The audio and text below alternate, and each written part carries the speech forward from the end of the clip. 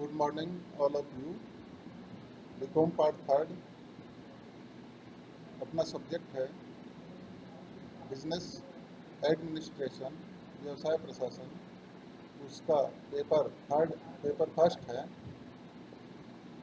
Functional management, क्रियात्मक प्रबंध।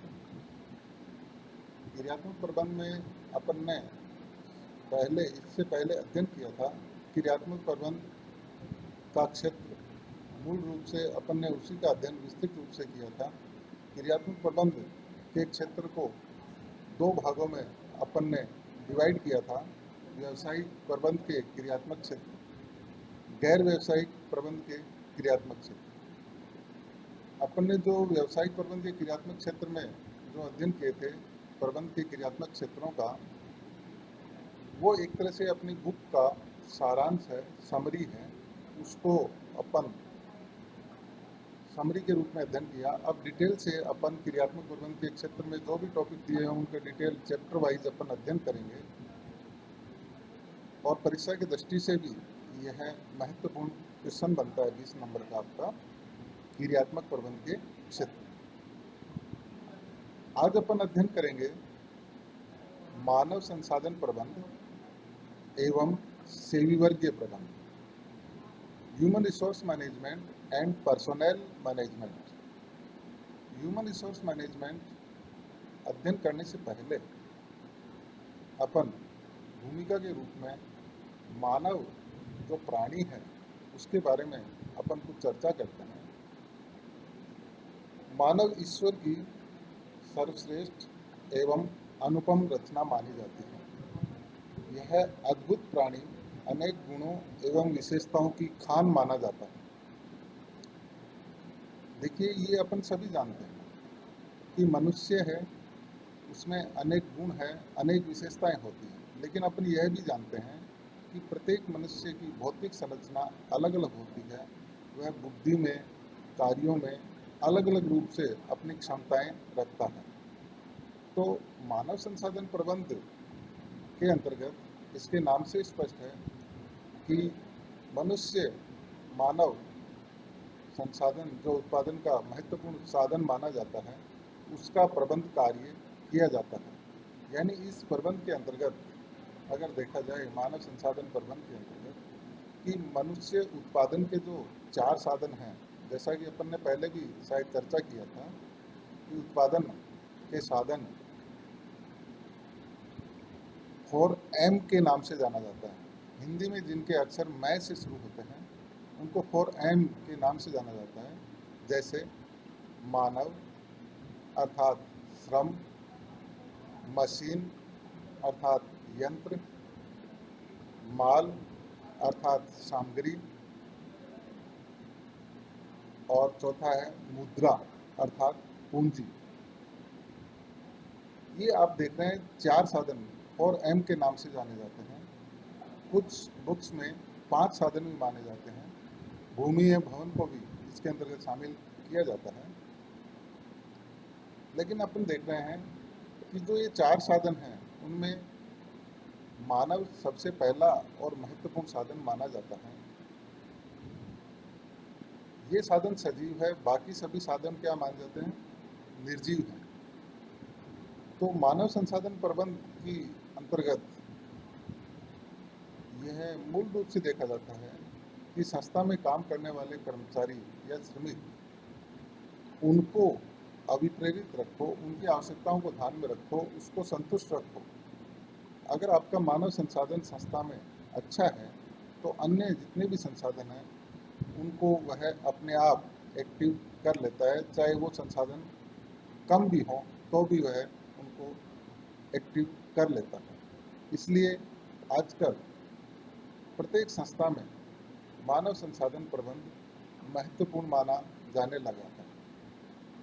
अब इसमें अपन अध्ययन करते हैं सबसे पहले मानव संसाधन प्रबंध का अर्थ। सारांश के रूप में और सरल शब्दों में मानव संसाधन प्रबंधकीय कार्य का वह भाग है जो किसी संस्था के मानवीय संसाधनों से सरोकार रखता है। इसमें वे सभी कार्य सम्मिलित हैं जिनमें किसी संस्था की सफलता के लिए आवश्यक मानवीय संसाधनों को प्राप्त एवं विकसित किया जाता है। इसके अंतर्गत अगर देखा जाए तो किसी भी संस्था में जो भी मानव संसाधन है उनकी क्रियाओं से संबंध मानव संसाधन प्रबंध का होता है। यह अपन ने सरल शब्दों में इसका अर्थ स्पष्ट किया कि मानव संसाधन प्रबंध जो मूल प्रबंध है उसका एक महत्वपूर्ण भाग है, जिसके अंतर्गत मानवीय संसाधन से सरोकार रखा जाता है, उससे संबंध रखा जाता है। यह सरल शब्दों में अर्थ अध्ययन करने के बाद अपन ने देखा बुक के अंतर्गत जो मैंने आपको पीडीएफ भेजा है उसमें विभिन्न विद्वानों ने अलग अलग अपने विचार मानव संसाधन प्रबंध के अर्थ के रूप में दे रखा है। उन विद्वानों की परिभाषाओं के आधार पर निष्कर्ष के रूप में एक सर्वमान्य परिभाषा अपनी बुक के अंतर्गत दे रखी है। वह यह है, मानव संसाधन प्रबंध मानवीय पहलुओं से संबंधित प्रबंध का वह कार्य है जिससे संस्था के लिए आवश्यक मानव संसाधनों की भर्ती, चयन, प्रशिक्षण एवं विकास किया जाता है ताकि व्यक्तिगत, संगठनात्मक एवं सामाजिक उद्देश्यों की पूर्ति की जा सके। तो मानव संसाधन प्रबंध का अर्थ अपन ने यहाँ पे स्पष्ट किया। उसके बाद दूसरा इसके अंतर्गत दे रखा है आपने हेडिंग के अंतर्गत जैसे सेवी वर्गीय प्रबंध, पर्सोनेल मैनेजमेंट। वैसे देखा जाए तो कुछ व्यक्ति सेवी वर्गीय प्रबंध और मानव संसाधन प्रबंध को एक ही माना जाता है। यहाँ पे मैं एक लाइन में आपको बता देता हूँ, आगे अपन इसी वीडियो में डिटेल से अध्ययन करेंगे। एक तरह से देखा जाए तो सेवी प्रबंध भी इसके नाम से स्पष्ट है, संस्था के मानव संसाधनों से संबंधित कार्यों का प्रबंध माना जाता है। अतः इस कार्य में वे सभी कार्य सम्मिलित हैं जिनके द्वारा मानवीय संसाधनों को प्राप्त एवं विकसित किया जाता है ताकि उनकी क्षमताओं का प्रभावकारी उपयोग करते हुए संस्था के लक्ष्यों को अधिकतम कुशलता से प्राप्त किया जा सके। सेवी प्रबंध की भी कुछ विद्वानों ने परिभाषा दे रखी है। एक परिभाषा मैं आपको यहाँ पे अपन चर्चा करते हैं। भारतीय सेवी प्रबंध संस्थान के अनुसार सेवी प्रबंध की परिभाषा क्या है वो अपन यहाँ पे अध्ययन करते हैं। भारतीय सेवी प्रबंध संस्थान ने कहा है कि सेवी प्रबंध कार्य का वह भाग है जो संगठन के मानवीय संबंधों से संबंधित होता है। इसका उद्देश्य उन संबंधों को बनाए रखना है जिससे संगठन में प्रभावकारी कार्य के माध्यम से उत्पादन में अधिकतम सहयोग प्राप्त किया जा सके। सेवी प्रबंध, भारतीय सेवी प्रबंध संस्थान के अनुसार जो बात कही गई है इसके अर्थ के रूप में वह यह है, इसका सारांश यह है कि सेवी प्रबंध में मानवीय संबंधों से संबंधित क्रियाओं को सरोकार रखते हैं तथा उत्पादन बढ़ाए रखने में या उत्पादन को बढ़ाए रखने में मानव संसाधन का अधिकतम सहयोग प्राप्त हो सके। इसलिए मानव संसाधन प्रबंध और सेवी प्रबंध को कुछ लोग एक ही मानते हैं, किंतु एक बुक के अंतर्गत अपना हेडिंग दे रखा है, मानव संसाधन प्रबंध बनाम सेवी प्रबंध। इसके अंतर्गत अपन इन दोनों में थोड़ा सा अंतर अपन इसमें स्पष्ट कर लेते हैं कि मानव संसाधन प्रबंध क्या होता है और सेवी प्रबंध क्या होता है। दोनों एक दूसरे के पूरक वैसे माने जाते हैं, लेकिन इनमें थोड़ा बहुत अंतर होता है। कई बार कुछ लोग इस भ्रम में पड़ जाते हैं कि मानव संसाधन प्रबंध एवं सेवी प्रबंध दोनों एक ही है। ऐसा इसलिए है कि दोनों के कार्यों में समानता है, किंतु दोनों की अवधारणा, कंसेप्ट दोनों की भिन्न भिन्न है। मानव संसाधन प्रबंध एक विस्तृत अवधारणा है। यह मानव को एक ऐसी महत्वपूर्ण संसाधन या संपदा मानते हैं जिसे संस्था, कर्मचारियों या समाज के पारस्परिक हितों के लिए उपयोग किया जा सकता है।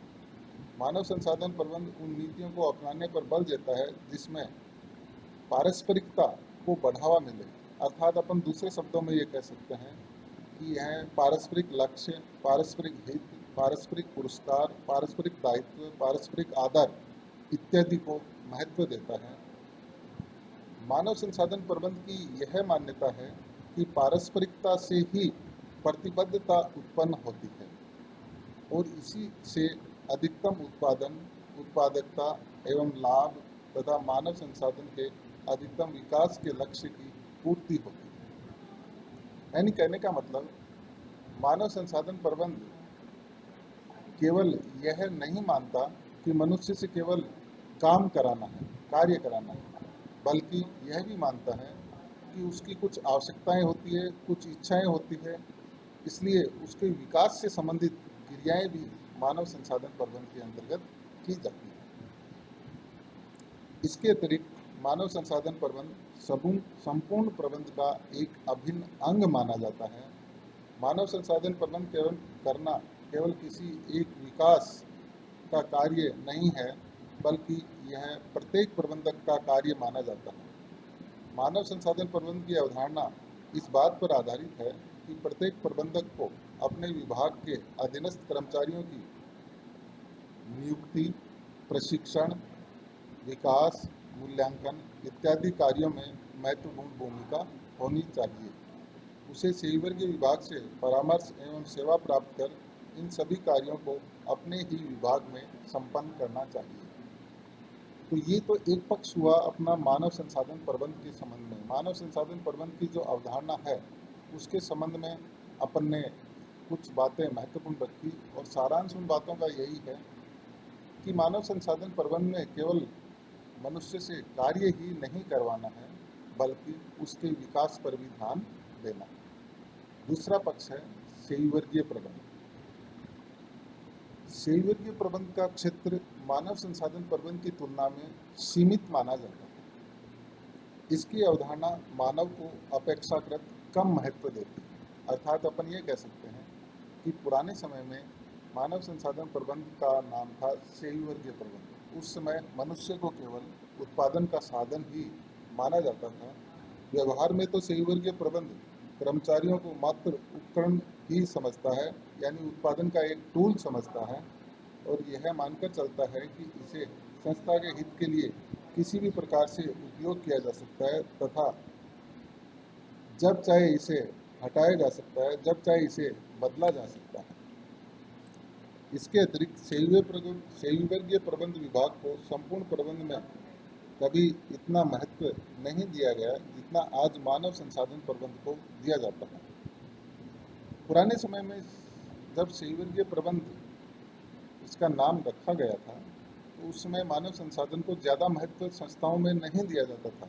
उसे केवल एक उत्पादन का साधन मात्र ही अन्य साधनों की तरह माना जाता था और यह माना जाता था कि इनसे जितना संस्था हित में कार्य करवाया जा सके उतना करवा सके कर्म।